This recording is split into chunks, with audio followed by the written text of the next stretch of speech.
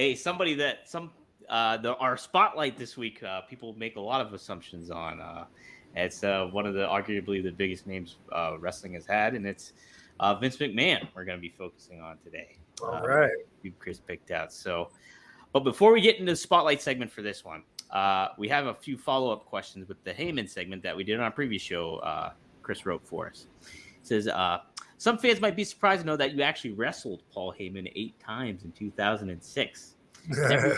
Every one of those matches were Extreme Rules matches. In fact, one of those matches actually took place in your hometown of Battle Creek, Michigan. What are your memories of that? So the match was a gimmick match because I wrestled against the Basham brothers. Yep. Doug and Danny, is it? Doug and Danny? Yeah. I think it is. I think so.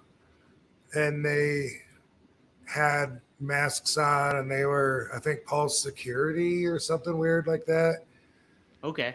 For an angle. And so it was actually like me against those two. Like, from what I remember, I'm trying to get my hands on Paul the whole match, and they're kicking the shit out of me, and I'm, giving it back and then grabbing Paul and this and that. And it was like, it was a fun match that was easy to highlight some of the, and showcase some of what I like to show in a match,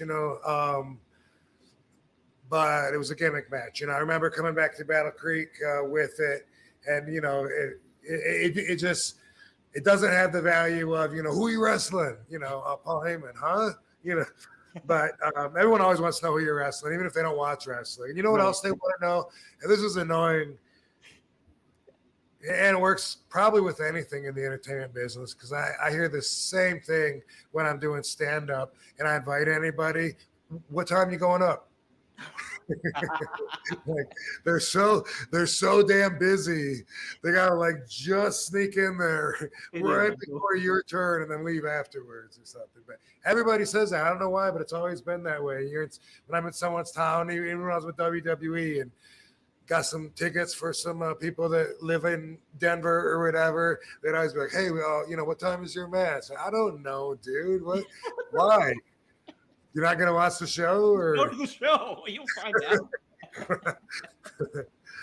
I know every wrestler listening to this can relate to that too, though. Like I said, stand up. It's probably across the board with entertainment. It's funny too, because I don't think like that, because being a fan, like growing up as a kid and stuff like that, I'd be like, oh, I'm just going to the wrestling show and watching. I don't worry about like when people are going on or what. I'm gonna be there. Unless there's a reason, like maybe you're somewhere right before and you're thinking, wow, I'm going to be cutting it close. I hope they're not on the first or second match. Hey, when are you going to be on?